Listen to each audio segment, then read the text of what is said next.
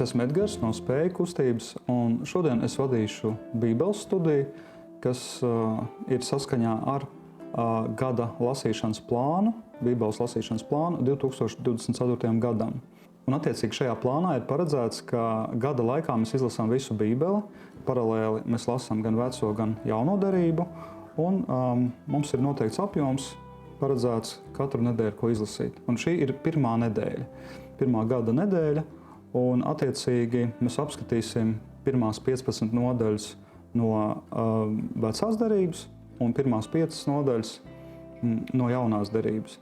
Un, protams, ka ne jau mēs lasīsim visu, un ne jau mēs varēsim iedziļināties katrā visās niansēs, ne tuvu, jo galvenais ir lasīt pašiem, bet šīs Bībeles studijas uzdevums ir iedot tādu kopskatu, saprast to virzienu, kā šis Bībeles stāsts virzās, kāds ir tas vēstījums, tas lielais skats no vienas puses, un te pašā laikā mēs arī palasīsim un iedziļināsimies kādās konkrētās rakstvietās un pāanalizēsim atsevišķas detaļas, lai varētu arī tūplānā brīžiem apskatīties, kā Dieva vārds uz mums runā. Un pirms mēs pievēršamies pašu svēto rakstu lasīšanai, es gribētu jūs aicināt padomāt nedaudz par tādu jautājumu, kāpēc pasaulē ir tik daudz ļaunuma, netaisnības, ciešanas. Ja jau Dievs ir labs un mīlošs, kāpēc Dievs to pieļauj? To uzdod jautājumu gan skeptiķi, ateisti, viņi pārmet un saka, kas tad tas ir par Dievu, kas to pieļauj. Un tāpat arī ticīgiem cilvēkiem ir šis pats jautājums, un dažus varbūt tas pat īpaši nomoka. Bet Bībele ļoti labi atbild uz šo jautājumu, bet ir svarīgi soli pa solim iedziļināties Dieva vārdā, iedziļināties visā stāstā, nevis apskatīt kaut kādus fragmentus tikai, bet svarīgi ir censties iepazīt Dievu, saprast Dieva plānu, Dieva motīvus un saprast gan, kāpēc pasaulē ir ļaunums, gan arī to, kā šī problēma tiek risināta un tiks atrisināta pilnībā. Bībeles pirmajās nodaļās mēs ieraudzīsim, kāpēc vispār ir sākušās kaut kādas problēmas cilvēcei. Kaut gan viss sākās labi, bet kā tas viss tālāk attīstījās. Un kā jau es minēju, mēs apskatīsim pirmās 15 nodaļas, un šeit ir jāatzīmē, ka oriģinālajā tekstā sākotnēji svētajos rakstos nebija tāds iedalījums pa nodaļām un pāntiem. Tas tika ieviests vēlāk. Bet šis iedalījums ir pēc citiem principiem. Ja? Un, piemēram, šie teksti ir iedalīti tādos kā cēlienos, līdzīgi kā teātra vai operas izrādēs, kur tas, kas tagad ir vairākas nodaļas, viņas sastāv tādu cēlienu, veselu stāstu kopumu vai stāsta daļu, kur ir apskatīta kāda viena būtiska tēma un var izsekot, kā šī tēma tiek attīstīta un noslēgta, un tad turpinās nākamais cēliens. Un to mēs redzēsim šīs dienas studijā.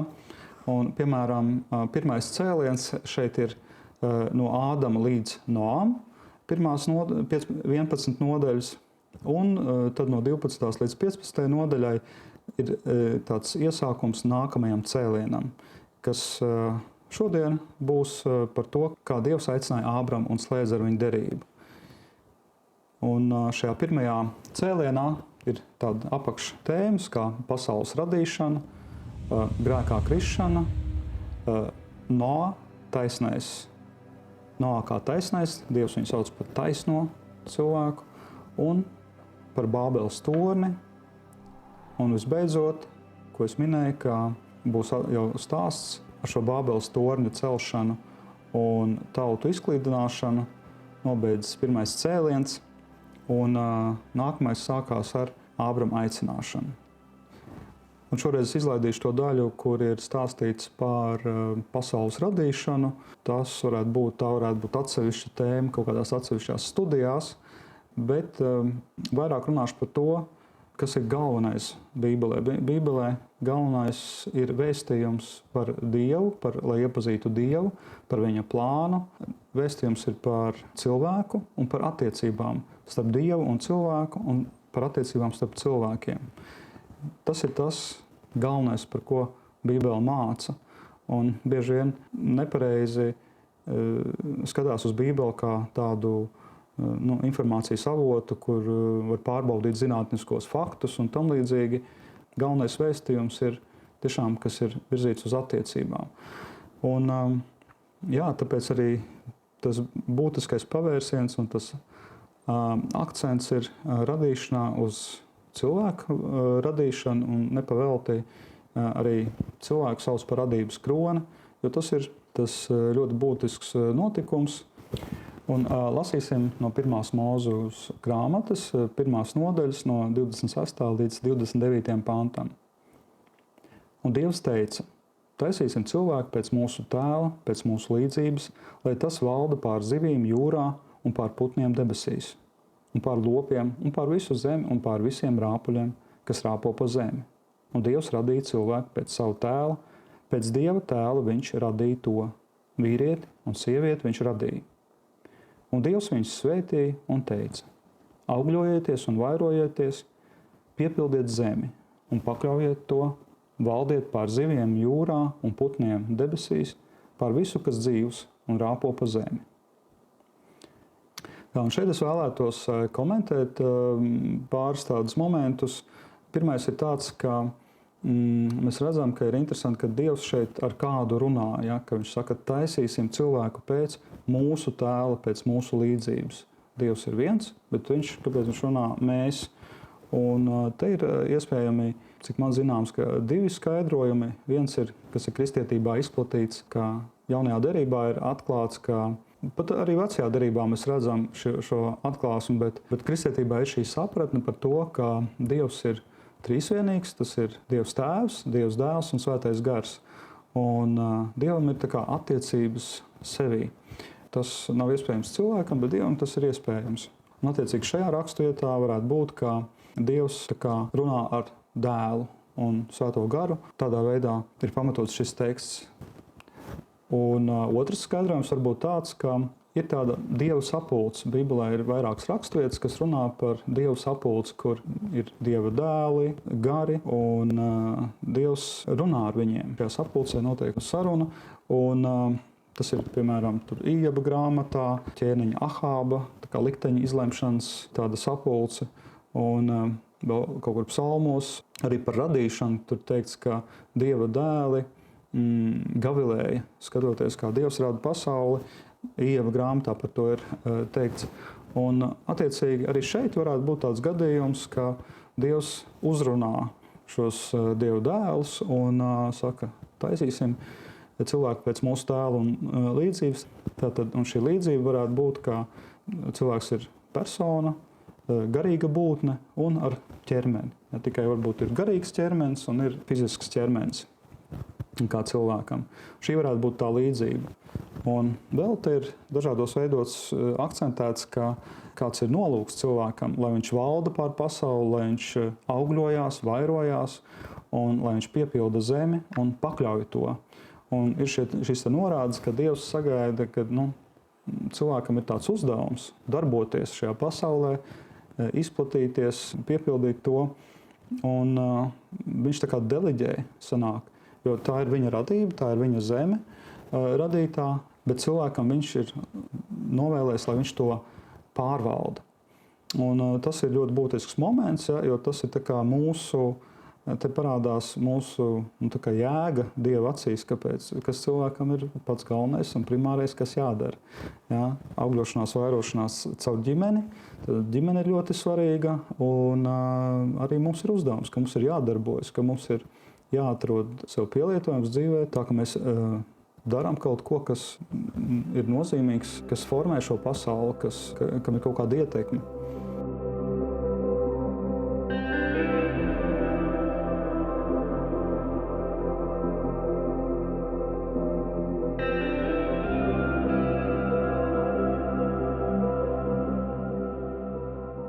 Un lasīsim tālāk 1. Mūzes grāmatā 2. nodaļa, no 8. līdz 17. pantam. Es izlaidīšu kādus fragmentus, vienkārši, lai būtu tāda kompakta doma.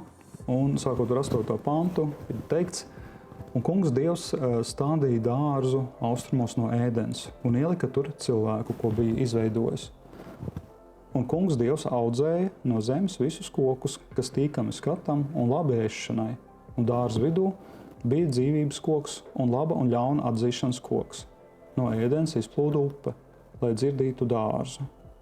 Un kungs Dievs ņēma cilvēku un iemitināja viņu Ēdens dārzā, lai viņš to sargā un apstrādā. Un kungs Dievs pavēlēja cilvēkam ēd no visiem dārza kokiem, bet no laba un ļauna atzīšanas koka neēd, jo tajā dienā, kad tu no tā ēdīsi, tu mirsi. Tātad iegaumējiet šos vārdus, ko tieši Dievs teica, jo tas vēlāk būs svarīgi nākamajos tekstos. Tātad Dievs teica, bet no laba un ļauna atzīšanas koka neēd, jo dienā, kad tu no tā ēdīsi, tu mirsi. Tātad precīzi, ko Dievs teica. Un runājot par Ēdenes dārzu, gribu pievērst uzmanību, ka Ēdene nebija visa zeme, teiksim, varētu būt tā doma, Dievs radīja zemi, un viss bija tur tā ideāli. Izskatās, ka visa zeme nebija tāda ideāla, viņa bija laba, ļoti laba, bet, kā mēs jau runājām, ir paredzēts viņu apstrādāt un pārvaldīt un pakļaut. Un Ēdenē savukārt mēs redzam, ka tur pats Dievs atrodas, tad viņš tur staigā, tiešā veidā, tiešā kontaktā sarunājas ar cilvēkiem. Tur ir Dieva klātbūtne, un kur ir Dieva klātbūtne, tur ir svētums, un tā daļa ir varbūt perfekta. Ja? Tur, kur ir Dievs, tur ir šī pilnība. Un lai tāda būtu visa zeme, iespējams, ka tāds bija plāns, ka cilvēkam būtu jāapgūst, jāapstrādā visa zeme. Un šeit arī teikts, ka arī dārzu, lai viņš to sargā un apstrādā. Ja? Dievs dod visu laiku cilvēkam šo te ideju, lai viņš sargā, gādā, rūpējas, apstrādā. Un tagad mēs pievērsīsimies tam notikumam, ko visa pasaule jau zina par šo te aizliegtā augļa ēšanu, grēkā krišanu. Bet tas ir kaut kāds tik pierasts stāsts, ka mēs vienkārši pieņemam, ka tāds viņš ir un viss. Un mums tāda sajūta, ka mēs visu zinām un saprotam tur. Bet ir svarīgi šīs te nianses, jo pievilšana, grēkā krišana, tā notiek regulāri un gadu tūkstošiem ilgi un līdz pat šai dienai. Un tas veids, kā mēs iekrītam pievilšanā, nav mainījies. Un ir vērts apskatīties, kā tas notika pirmo reizi, jo tas ir kā tāds prototips, kā tāds šablons, lai redzētu, kā nevajag darīt. Ja, tā kā ir vērts pāanalizēt, un es aicinu jūs, kad mēs lasīsim šo raksturvietu, padomāt par atbildi uz tādu jautājumu, ja, kā tas tā gadījās, ka Ieva iekrita un tika pievilta, un Ādams tika pievilts. Kā viņam tas tā gadījās. Un tā lasīsim no 1. Mūzes grāmatas 3. nodaļas, sākot ar 1. pantu.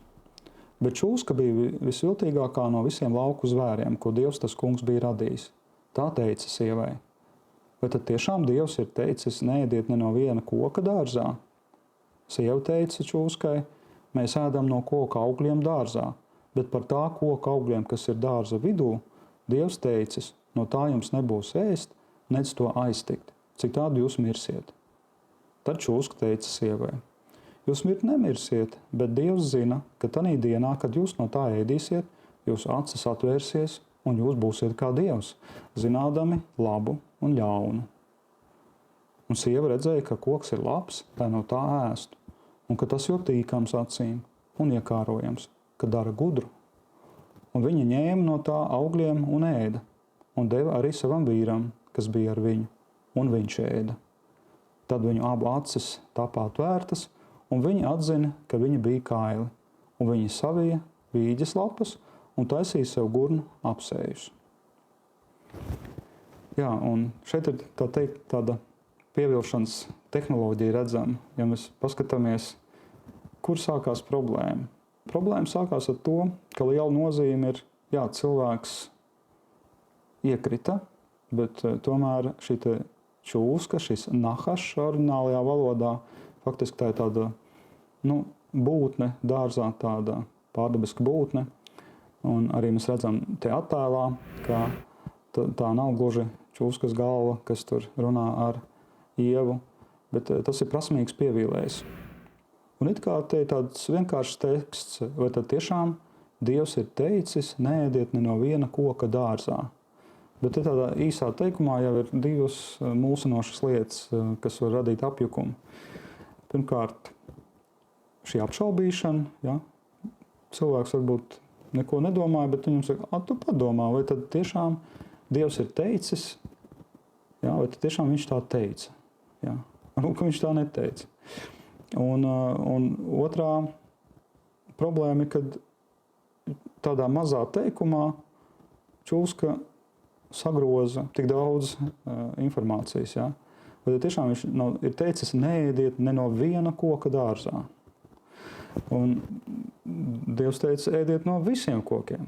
Te viņi saka, ne no viena koka, ja? Pilnīgi otrādi. Un iespējams, ka attiecīgi Ieva ir samulsus, un viņai varbūt vajadzēja teikt, kāpēc tu uzdod tik nekorekts jautājums, bet tā vietā viņa sāk taisnoties. Un taisnojoties par to, kur ir acīm redzami meli, ja tu nenoraidi šos melus, tev sanāk tā kā sapīties. Ja? Un Ieva te sāk drusku piedzējot. Viņa saka, ka no tā jums nebūs ēst. Dievs teica, nedz to aiztikt. Ja? Viņa tagad ir pieliek klāt, ka aiztikt arī nemaz nedrīkst. It kā tā ir tāda laba doma turēties pa gabalu no šī aizliegtā augļa, kur nu vēl viņa aiztikt. Ja? Varbūt pat tas kaut kur nav slikti, bet nevajag teikt, ka Dievs to tā teica. Ja? Tad mums ir precīzi jāzina, kas ir kas, lai mūs nevarētu pievilt. Jā, tie ir tādi interesanti momenti. Un tad jau aizgāja, ka Čulska turpina melot, kā jūs nemirsiet, un ka Dievs vienkārši Dievam it kā kaut kā žēl, ka jūs kļūsiet, viņš vienkārši nevēlas, ka jūs kļūsiet gudri un paši būsiet kā dievi. Un Čulska šādi runājot, izdomā kaut kādu stāstu, un Ieva, kā saka, pavelkās. Jā. Viņa ieklausās, tas stāstījums viņa noved pie kaut kādas domas, kāpēc gan ne. Tiešām patīkams auglis un dara gudru, un tā šī pievilšana notiek. Bet man ir aizdoms, ka pats galvenais bija, ka pašā sākumā ir jūtama jau tā pievilšana, un ka tas brīdis, kad notiek grēks, ir tikai beigas kaut kādam garākam stāstam. Un, manuprāt, tam ir vērts par to ir pievērst uzmanību un aizdomāties, ja, ka grēks, kas ir padarīts, viņš sākās agrāk. Un šajā brīdī varbūt šodien es varbūt nelasīšu to daļu, kur ir par Kaina un Ābeli, kur Kains nogalina savu brāli, un tur arī viņam Dievs teica, ka grēks ir tev durvju priekšā, ja, ka pirms nogalināšanas vēl bija labs laiciņš, kad tam Kainam bija skaudība un kaut kāda nenovīdība, ja, ka tas grēks jau bija tuvu. Tas iemesls tam lielajam grēkam jau brieda agrāk, daudz agrāk, un agrāk bija tas jārisina. Nu, lasam tālāk, kas notika pēc grēkā krišanas. Tā 1. Mūzes 3. nodaļa, turpinām no 9. panta.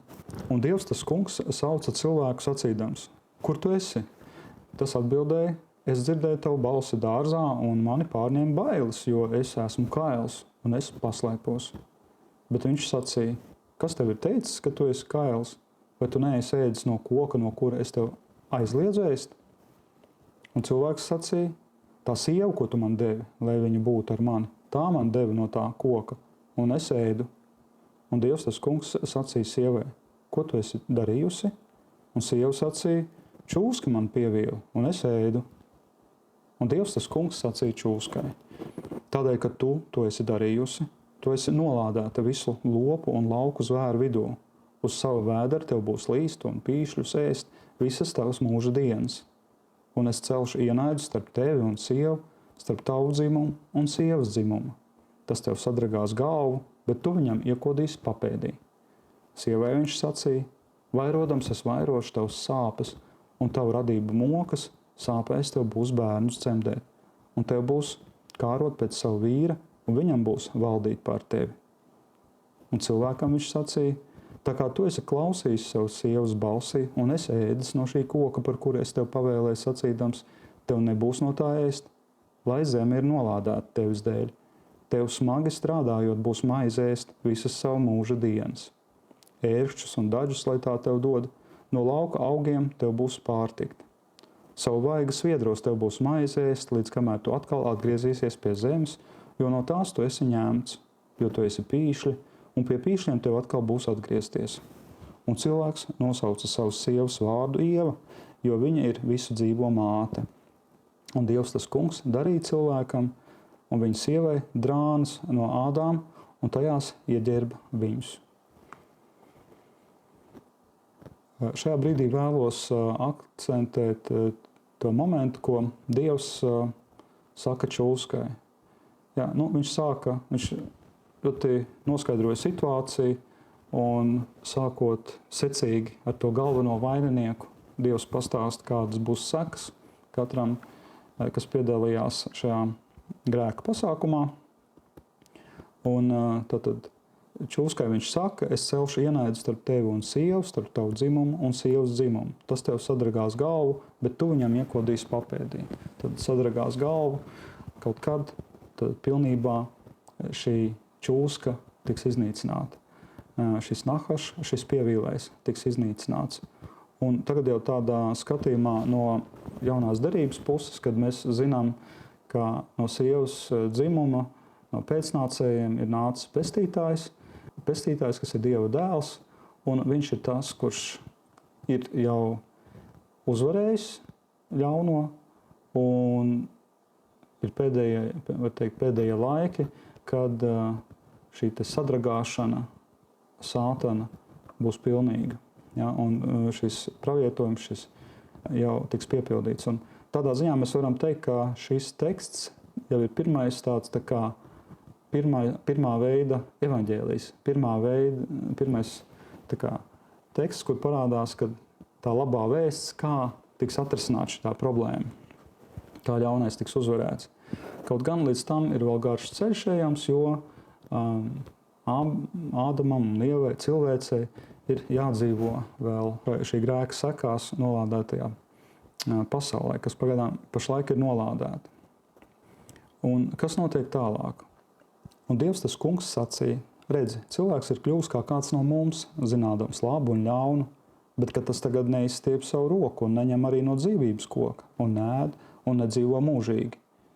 Tā Dievs tas kungs izraidīja viņu no ēdens dārza, lai viņš apstrādātu zemi, no kuras viņš tika ņemts, un viņš izdzina cilvēku ārā, un viņš nolika uz austrumiem no ēdens dārza ķerubus un appusi liesmojošu zobenu, lai sargātu ceļu uz dzīvības koku. Un, ko mēs te redzam? Interesanta lieta, ka varbūt pirmajā brīdī liekas tas, ko mēs te redzam, ka Dievs soda cilvēku. Varbūt to tā var uztvert, bet drīzāk es redzu, ka viņš vienkārši informē, kas ir noticis. Pēc grēkā krišanai nepaklausībā ir kaut kādas sekas, kas ir, mēs varbūt visas nezinām, bet viņas attiecas gan uz to. Tas saucās, kad ir nolādēta zeme. Tas ir šis lāsts, tās ir sekas grēcīgai rīcībai. Un zeme vairs nav tāda, kādai viņai jābūt auglīgai. Un ir problēmas arī jau pašam cilvēkam. Viņš ir it kā atšķir labu no ļauna, bet viņš ar to nevar dzīvot. Viņam ir, kā mēs tālāk zinām, ka cilvēkam ir tieksme kļūdīties, pārkāpt, grēkot un darīt lietas, kas nes postu, ciešanas un ļaunumu. Šādā stāvoklī cilvēks nevar palikt mūžīgi. Un attiecīgi, kā te ir teikts, bet kad tikai cilvēks neņem no dzīvības koku un nedzīvo mūžīgi. Un doma ir, ka viņš var mūžīgi dzīvot tādā stāvoklī, tādā kritušā stāvoklī, grēcīgā stāvoklī, kur viņa šī te pastāvēšana nebūs viņam, nenāks ne cilvēkam pa labu, ne kādam citam, un tā nesīs ciešanas un postu. Tāpēc izraidīšana no dārza savā veidā paglābšana, lai cilvēks tā kā neiekrīt tajā mūžībā, tādā stāvoklī. Nevis tās ir dusmas un Dieva un kaut kāds, ka viņš tik pret savu radību izturās nežēlīgi, izdzen naivos cilvēkus, bet viņš viņus izglāba tādā veidā. Bet kāds tad ir šis glābšanas plāns tālāk? Visa Bībele par to stāsta. Un to mēs arī iesim šo ceļojumu un iepazīsim, kāds ir šis glābšanas plāns. Un tagad vēl es vēlos pievērst uzmanību šajā tekstā, ko mēs tikko lasījām. Varbūt bija nevar pamanīt tādu momentu, ka ir tāda līdzība, kādas sekas būs sievietei, vīrietim, un arī uz Dievu attiecās tas pats. Jo viņš ir attiecībās ar cilvēkiem, un šīs grēka sekas nes ciešanas, mokas. Un, lūk, vēlreiz ātri nolasīšu.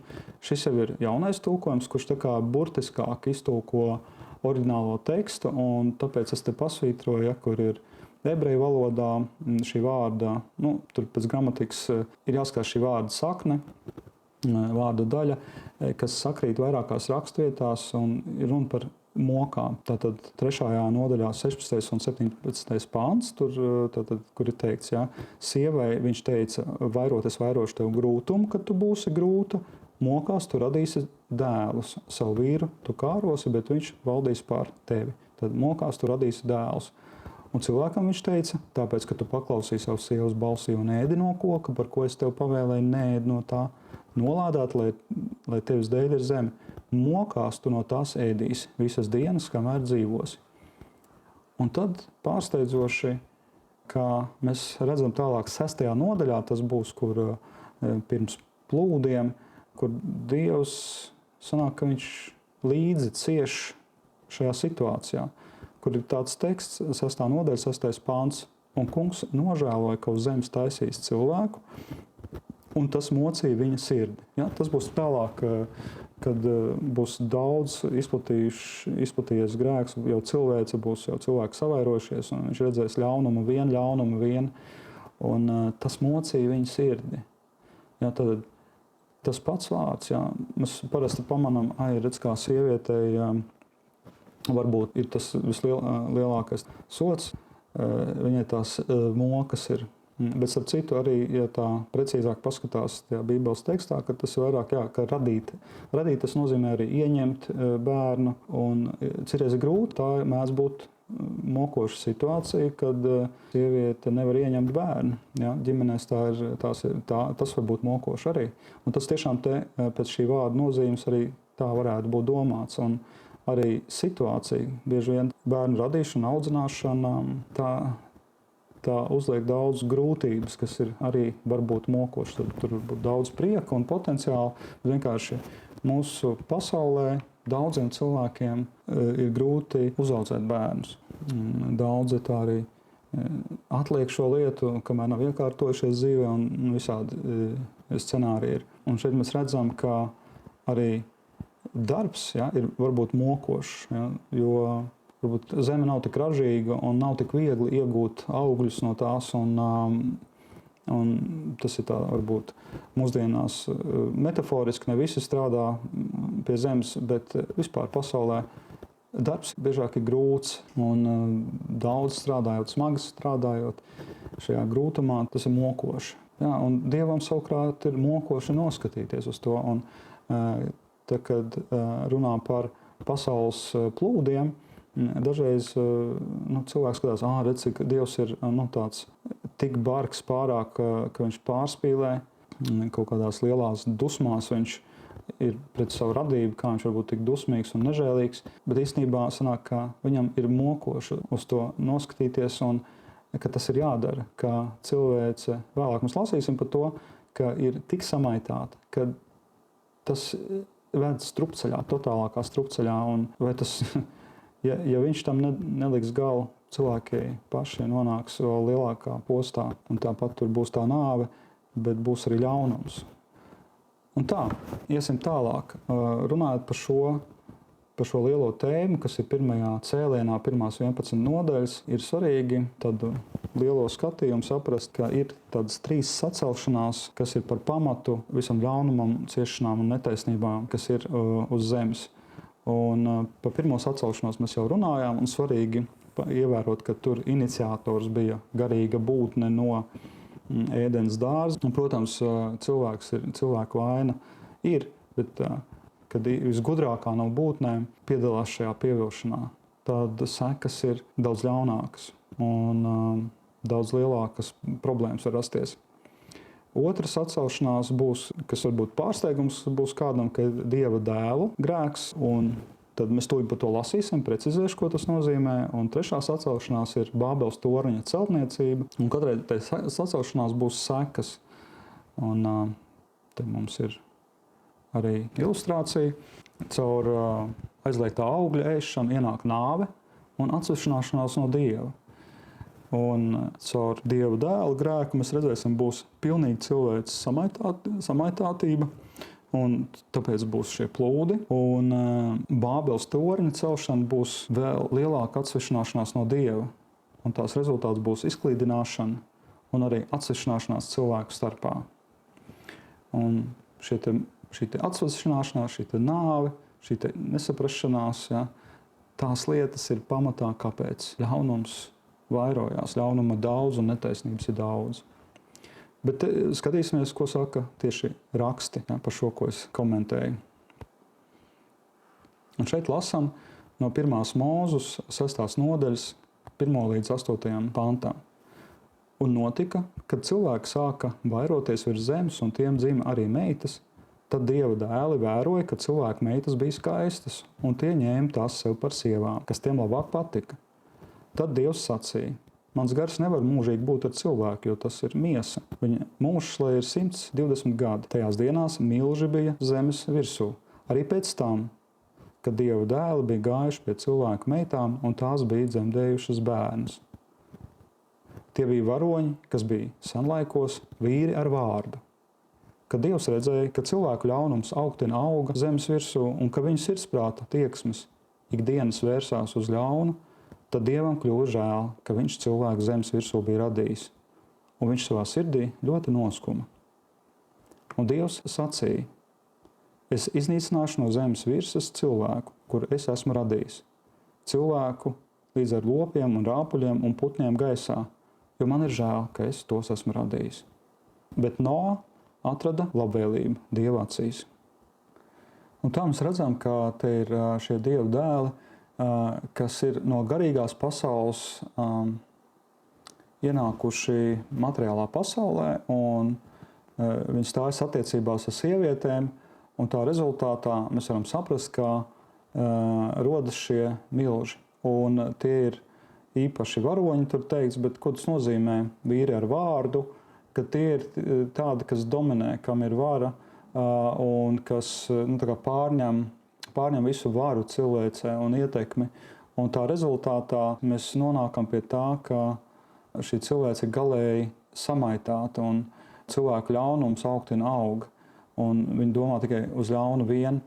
Mēs redzam, ka šie notikumi, šie interesantie, varbūt dīvainie notikumi ar šiem Dieva dēliem ir cieši saistīti uzreiz ar to secinājumu par ļaunumu, un kad tā galējā samaitātība ir tāda, ka Dievam ir ļoti, ļoti žēl par to. Viņš uz to noskatās ar lielu nožēlu un ar skumjām. Te ir rakstīts ar skumjām, bet tas bija iepriekš tas, ko es teicu, ka tas mocīja viņa sirdi. Ja? Arī tāds ir tā kā precīzāks, tā kā burtiskāks tulkojums. Un viņam nācās radīt šos plūdus, lai iznīcinātu šo cilvēci, bet tur ir teikts, Noā atrada labvēlīgu viņa acīs. Tad mēs lasām tikai fragmentus no šīs Bībeles daļas, un tur ir jau garš stāsts par to, kā viņš aicināja Nou, lai viņš būvē šo šķirstu, caur ko tiks izglābta viņa ģimene, un viņš tiks izglābts, un caur viņu atkal Dievs slēgs jaunu derību ar cilvēku, un lai cilvēks atkal var vairoties un piepildīt pasauli. Tātad no vienas puses Dievs iznīcina vienkārši visu ļauno cilvēci, bet ne pavisam, bet viņš atstāja kādus, ar kuriem viņš tālāk veidos attiecības. Tā bija otrās atcelšanās, un šī ir trešās atcelšanās, par ko es tūlīt lasīšu. Tātad no 1. Mūzes 11. nodaļas 1. līdz 9. pāns. Tas jau ir pēc plūdiem. Un visai pasaulē toreiz bija viena mēle un vienāda valoda. Un kad tie savus teltis pārcēla austrumu virzienā, tad tie atrada līdzenam Sineāras zemē un tur apmetās. Un tie teica cits citam: iesim un taisīsim ķieģeļus un dedzināt tos dedzināsim. Jo ķieģeļi tiem noderēja akmeņu vietā un zemes piķis kaļķu vietā. Un tie teica, celsim sev pilsētu ar torni, kura virsotne sniegsies debesīs. Ar to mēs sev sagādāsim vārdu un netiksim izklīdināti pa visu zemi. Un tas kungs nonāca, lai apraudzītu pilsētu un torni, ko cilvēku bērni cēla. Un tas kungs sacīja, lūk, tā ir viena tauta un tiem visiem ir viena valoda. Tas ir tikai sākums viņu rīcībai, un turpmāk nekas, ko tie nodomājuši, vairs nebūs tiem neiespējams. Iesim un nolaidīsimies un sajauksim viņu valodu, ka tie vairs nesaprot cita valoda. Un tas kungs tos izklīdināja no tās vietas pa visu zemes virsu, un viņi mitējās celt pilsētu. Tāpēc tās vietas vārds tika nosaukts Bābele, jo tur tas kungs sajauca visas zemes valodas. Un no turienes viņš tos izklīdināja pa visu zemes virsu. Ja, tas Bābele domāts, ka tā kā bābelēt, vāvelēt, ja, ka viņi viens otram likās, ka viņi neskaidri runā. No tā tas vārds Bābele cēlies. Bet tātad kādi komentāri par šo notikumu? Kas tieši Dievam tik ļoti nepatika? Un mēs redzam, ka šie cilvēki, pirmkārt, viņi pārkāpa ļoti tiešo Dieva norādījumu. Viņi rūpējās, viņi gribēja izdarīt tā, lai viņi netiktu izkaisīti pa visu zemi. Kaut gan īstenībā tā bija pirmā un galvenā pavēle, kāpēc Dievs radīja cilvēku, lai viņš izplatās pa visu zemi un valda pār šo pasauli, lai augļojās, vairojās un lai izplatās. Un viņi gribēja darīt pretējo. Tātad viņi vienkārši nedara to, ko Dievs vēlas un kam cilvēks ir radīts. Ja? Un tā vietā visus talantus un spējas cilvēki lieto, lai celtu sev vārdu, lai darītu sev vārdu. Nevis Dievam, lai Dievu pagodinātu, bet sevi. Un var teikt, tur ir šis vadmotīvs arī, ka viņi gribēja būt kā dievi, jo viņi cēla torni tā, ka viņš paceļās debesīs. Ja? Tā ir debesīs, tā ir vieta dieviem. Tas ir Dieva tā kā līmenis. Lūk, tas ir tas lielais grēks, un Dievs to nevar tolerēt, jo, ja tas tā turpinās, tas viss turpināsies vēl arvien sliktākā virzienā. Tā šī ir tā trešās atcelšanās, un pavisam tā atsvešināšanās no Dieva un cilvēku starpā, jo cilvēki arī nesaprotās vairs. Un te es vēl gribēju tā pievērst uzmanību, parādīt tādu attēlu, kāds iespējams bija šis Bābeles tornis pēc savas uzbūves, kāds viņš varēja izskatīties, ņemot vērā to, kāds tajā laikmetā pēc arheoloģiskiem izrakumiem ir kādas ēkas atklātas no tā laikmeta Mesopotāmijā un Babilonā. Tātad tika būvētas tādas kāpņu veida piramīdas, varbūt, kas saucās zigurāts. Un šeit šajā attēlā man šķita diezgan iespaidīgi tā konstrukcija, kur var redzēt, ka pirmie stāvi viņi tādi zemišķi, un jo augstāk, jo vairāk visas šīs krāsas, zili, baltās un tie ornamenti, viņi dod to sajūtu par to, ka šis tornis ir augšējā daļa jau ir debesīs. Ja? Un varbūt tā realistiski iespējams, ka līdzīga veida celtne tika būvēta, bet viņa arī netika pabeigta no Bībeles teksta, ko mēs redzējām, tikko lasījām, ka šī pilsēta netika pārstāja celt viņu. Ja, tas ir zīmīgi. Lūk, un tagad mēs izgājām cauri tiem notikumiem, kas ir šīs 11 nodaļas, kur ir stāsts par to, tā lielā tēma, lielais vadmotīvs ir, kā pasaulē ienāca grēks, sacelšanās, kas ir tas iemesls, kāpēc pasaulē ir ļaunums, ciešanas un netaisnība. Un Dievs nekavējas. Dievam uzreiz ir plāns, kuru viņš sāk realizēt, lai risinātu šo problēmu, šos jautājumus. Cilvēkiem šķiet, ka Dievs pieļauj un neko neliekās nezinis, bet īstenībā mēs to lasīsim par to, ka Dievs rīkojās, lai šo jautājumu atrisinātu. Vienīgi tas veids, kā viņš to dara, viņš ir tāds vēsturisks, viņš ir pakāpenisks, un gan jau mēs tālāk lasot Bībeli, labāk sapratīsim, kāpēc Dievs tieši tādā veidā to dara. Un par to arī mēs runāsim tālāk un lasīsim tālāk. Kā Dievs atrisina grēka problēmu un ļaunumu problēmu. Un pirmais solis, kā viņš to dara, viņš sāk veidot attiecības ar atsevišķu cilvēku, un uz kā pamatu, uz šo attiecību pamatu, viņš veidos atsevišķu savu tautu, Dieva tautu, kuru viņš īpaši, var teikt, lolos, mācīs, vadīs, viņš būs, un tas būs kā šīs attiecības ar Dievu un Dieva tautu, un tie notikumi, kā viņi raisīsies, viņi būs redzami citām tautām uz zemes, un tas būs kā paraugs, kā gaisma tautām, arī tā ir teikts, un uz šī piemēra pamata visa cilvēks varēs mācīties, kā tas ir būt attiecībās ar Dievu. Tāda ir šī iecerē.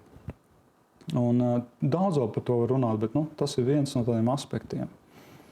Un kā tas viss notiek? Lasām 1. Mūzes grāmatā 12. nodaļa, 1. līdz 4. pāns. Un tas kungs sacīja uz Ābramu: izej no savas zemes, no savas cilts un no sava tēva nama uz zemi, kuru es tev rādīšu. Un es tevi darīšu par lielu tautu. Es tevi svētīšu un darīšu lielu tavu vārdu, un tu būsi par svētību. Es svētīšu tos, kas tevi svētī, un nolādēšu tos, kas tevi nolāda. Un tevī būs svētītas visas zemes ciltis. Un Ābrams izgāja, kā tas kungs to viņam bija sacījis, un līdz ar viņu izgāja Lats. Bet Ābrams, izejot no Hārans, bija 75 gadus vecs. Ja? Lats bija Ābrama brālis, tur viņam bija katram sava saime. Un šeit vēlos pievērst uzmanību, ka te ir teikts, ka viņā Ābramā būs svētītas visas zemes ciltis. Un vēlāk, jau jaunajā derībā, tas atklāsies, ko tas nozīmē. Jo vecajā derībā Ābrams ir Izraēla tautas tēvs, viņš ir cilts tēvs pēc ģenealoģijas, ja? Viņa bērni, no viņa veidosies tauta. Un tas ir tādā tiešajā izpratnē. Bet vēlāk mēs redzēsim notikumiem attīstoties, ka viņš garīgajā nozīmē būs arī cilts tēvs Dieva tautai, Jēzu Kristu. Bet pie tā mēs vēl nonāksim. Un šeit karte, tas ir vērtīgi, ka mēs arī piesaistām to izpratni pie ģeogrāfijas, kur šie notikumi noris, ja, pa kuriem mēs Bībelē lasām. Un šeit ir tā pati karte, vienkārši ir kopskats lielāks, kur mēs redzam vidusjūras, sarkanā jūra, tur ir tā kā Ēģipte, un tad ir tuvo austrumu daļa. Un mēs redzam, kur ir tā ar zaļāku iekrāsots, tas reģions saucās Kanāna, tad tā zeme agrāk tā saucās, kur tagad lielā mērā šis rajons sakrīt ar tagadējo Izrēlu. Un tas ir tā vieta, uz kurieni aicināja Ābramu Dievs. Ja? Un tur mēs redzam, ziemeļos vairāk ir šī Hārāna, un uz dienvidu pusi ir šis virziens uz Kanānu zemi. Un tie notikumi, par kuriem mēs lasīsim, būs tālāk tur tāda Šeheme. Un tas ir salīdzinoši netālu no tās vietas, kur ir tagadējā Jeruzāleme. Un tā Hārāna bija tur, kur tagadējā Sīrija atrodas. Un tā lasam tālāk no 1. Mūzes grāmatas 15. nodaļas, 1. līdz 11. pāns. Tas būs stāsts par derību ar Ābramu. Pēc visa tā Ābramam redzējumā nāca kunga vārds: nebīsties, Ābram, es tavs vairogs, tava alga jo liela. Un Ābrams teica: kungs Dievs, ko tu man dosi? Es esmu bez bērniem, un manu īpašumu mantos Damaskietis Eliezers. Ābrams teica: redzi, tu man neesi Dievs pēcnācēji, un redzi, manā namā dzimis vergs, būs mans mantinieks.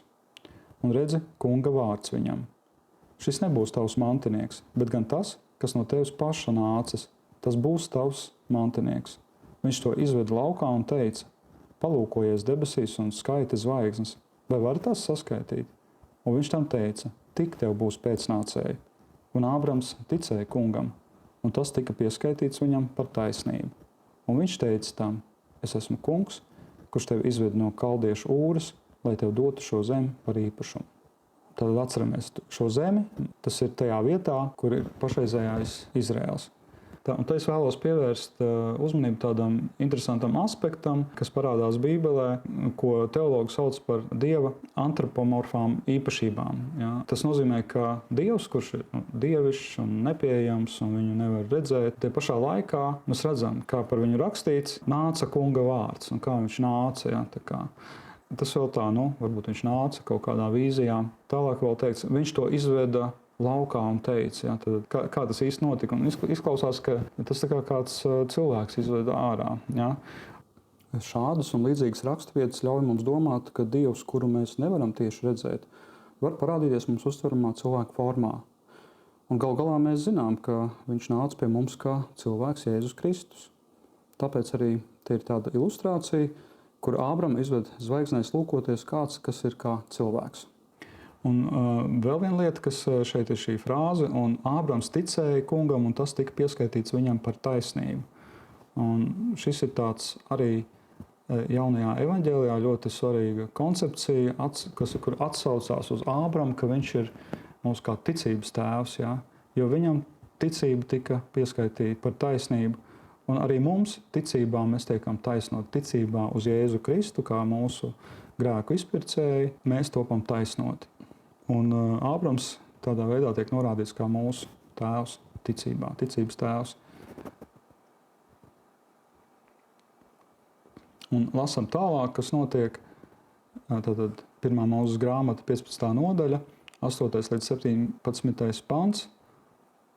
Un tas teica, kungs, Dievs, kā lai es zinu, ka to mantošu, tātad to zemi, ko Dievs solīja. Un viņš tam teica, ņem man 3-gadīgu teli un 3-gadīgu kazu, un 3-gadīgu aunu, un dūļu un balodu. Un tas ņēma viņam šo visu, pārgrieza tos vidū uz pusēm un salika gabalus kopā. Bet putnus viņš nepārgrieza. Un pār nokautajiem nolaidās maitas putni, bet Ābrams tos aizbaidīja. Saulē rietot Ābramam uzkrita dziļš miegs, un viņam uzkrita šaušalas, dziļa tumsa. Un viņš teica Ābramam, lai tu zini, ka tavi pēcnācēji mitīs zemē, kas tiem nepieder. Viņi vergos un tiks apspiesti 400 gadus. Bet pēc tam es tiesāšu arī to tautu, kurai viņi būs vergojuši, kad tie ar savu lielo mantību būs aizgājuši prom. Tu aizies mierā pie saviem tēviem un tiks aprakts lielā vecumā. Un 4. paudzē viņi atgriezīsies uz šejieni, jo amoriešu vaina vēl nav piepildīta līdz šim laikam. Un saule bija norietējusi un bija dziļa tumsība. Un redz, krāsnes kūpēja, un starp gaļas gabaliem lodāja uguns. Jā, un šī epizode varbūt mums ir tā, nepatīkama to dzīvnieku kaušanu, bet te ir atsauce uz tā laika rituālu, kā tika slēgta derība par zemes nodošanu īpašumā. Un, tā Dievs arī rīkojas tajā situācijā, kā cilvēci dzīvo. Viņiem tur ir noteikti likumi un kārtības, un Dievs uz tā pamata veido attiecības. Ja? Un šī gadījumā viņš slēdz derību pēc noteiktām paražām. Un, tur arī tur teikts, ka starp gaļas gabaliem lodā uguns. Un bija tāda paraža, ka iziet caur šīm asinīm derības slēdzēji. Un iziešana caur šīm asinīm kaut kādā veidā apliecina, ka viņi ir tajā derībā. Un šī gadījumā Dievs iziet šo ceļu, un viņš ir tas, kurš ir garants tai derībai. Ja? Ar šādu simbolu. Tāda ir skaidrojuma komentāros.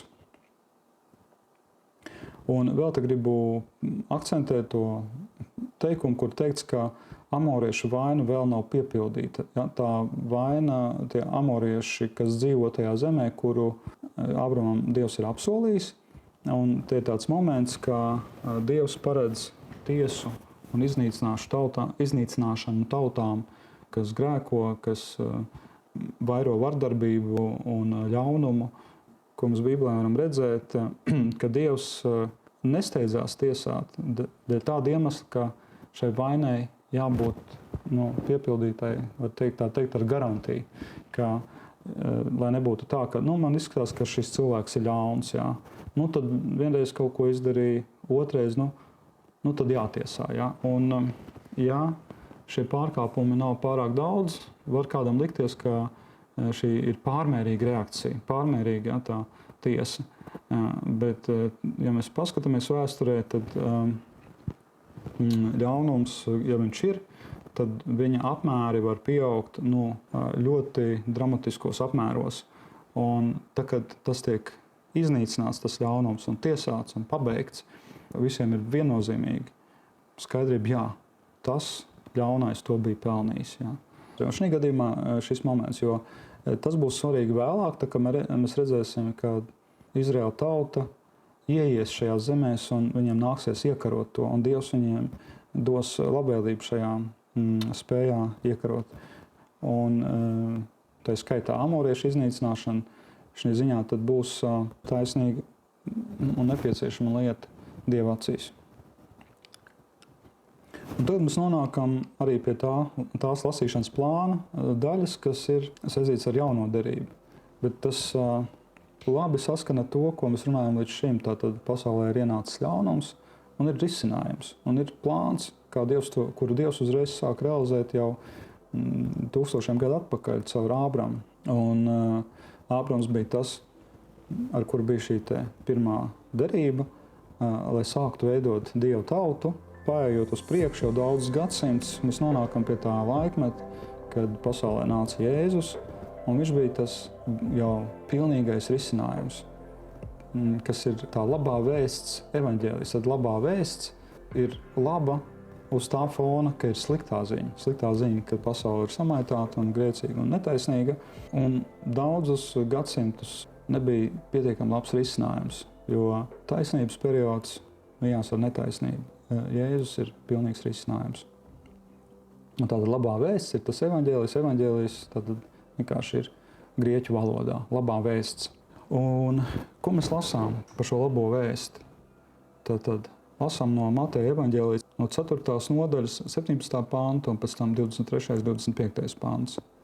Un tur ir teikts: no tā laika Jēzus iesāka sludināt sacīdams: atgriezieties no grēkiem, jo debesu valstība tuvu klāt pienākusi. Un Jēzus staigāja pa visu Galileju, mācīdams viņu sinagogās un sludinādams valstības evaņģēliju un dziedinādams visas slimības un sērgas tautā.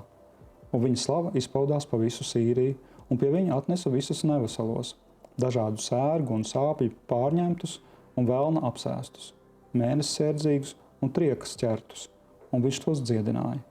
Un daudz ļaužu no Galilejas, no Dekapoles, no Jeruzālēmas, no Jūdejas, un no viņa puses Jordānas gāja viņam pakaļ. Lūk, un te ir tas slavenais evaņģēlijs, kāds tad viņš ir, ka Jēzus pasludina evaņģēliju. Viņš saka: atgriezieties no grēkiem, jo debesu valstība tuvu klāt pienākusi. Evaņģēlijs viņu var dažādos veidos pasludināt, un ir svarīgi saprast tās nianses. Jā, varbūt biežāk teiks, ka evaņģēlijs ir, ka Dievs ir sūtījis savu dēlu, lai viņš izpirktu mūsu grēkus, un kas tic Jēzum, ka viņš ir mūsu grēku izpircējs, viņš ir mūsu pestītājs, un apliecina to, tad tie tiek izglābti no grēka varas, no nāves varas, un var tuvoties Dievam, būt ar Dievu mūžīgi. Un tas ir evaņģēlijs, ja, ka viņš ir mūsu grēku izpircējs. Bet tas ir varbūt tā kā veids, kā viņš izpērk mūs un kā iestājas šī debesu valstība. Bet Jēzus saka, ka Dieva valstība ir tuvu klāt, ka sāk atgriezties ēdeni. Ja? Kā cilvēks tika izdzīts no ēdenes dārza un dzīvoja nolādētajā pasaulē, tā tagad no lāsta caur Jēzu Kristu mēs varam atgriezties atpakaļ uz ēdeni. Un tā ir tā debesu valstība, ka mēs atgriežamies tur, tajā, ko mēs esam pazaudējuši, bet mēs jau atgriežamies ar grēku atziņu. Tas risinājums ir atgriešanās no grēkiem, atzīšana, izsūdzēšana un ļaušanās, lai Dievs šķīstī. Un te mēs arī redzam, ka Jēzus to rāda ļoti, ļoti burtiski.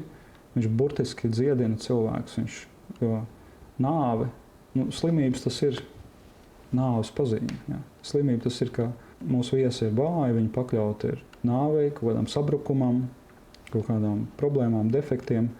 Viņi nav veselīgi. Ja. Vienkārši nāve ir ļoti smaga slimība, kuras rezultātā cilvēks ir bojā.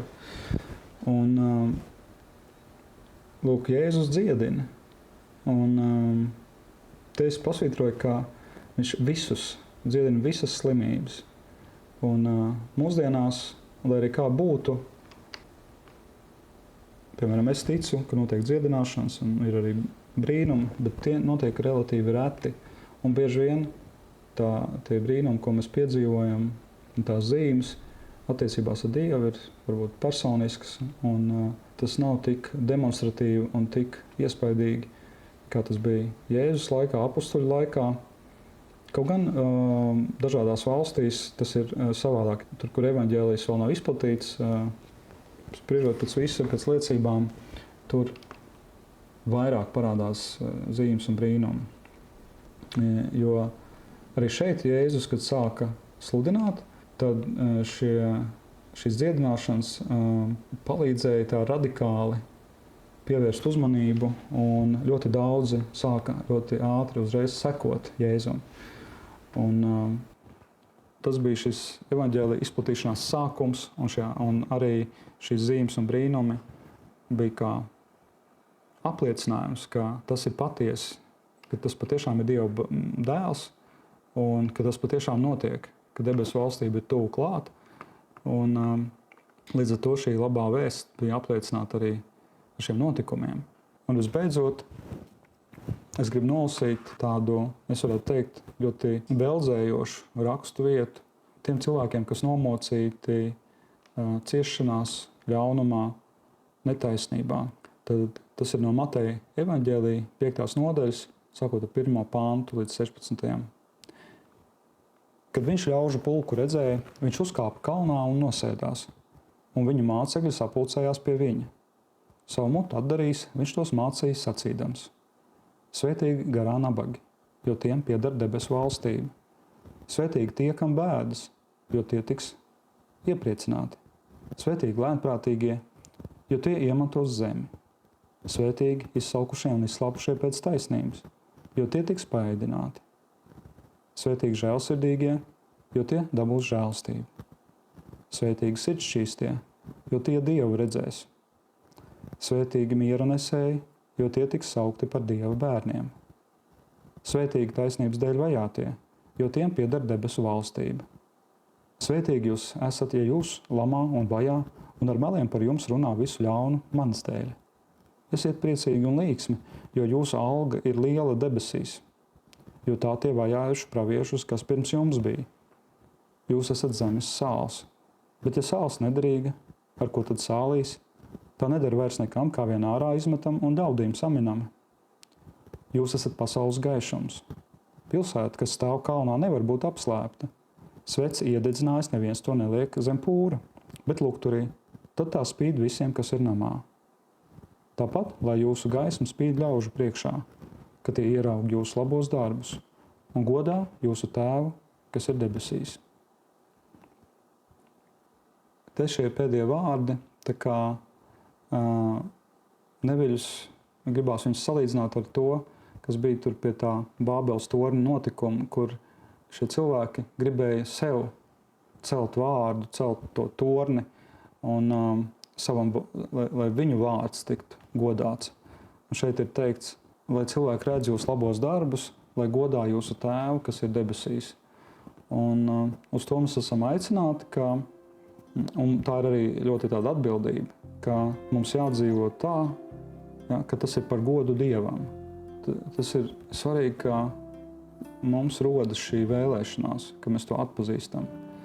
Ja, ka mēs darām nevis sev, bet Dievam par godu.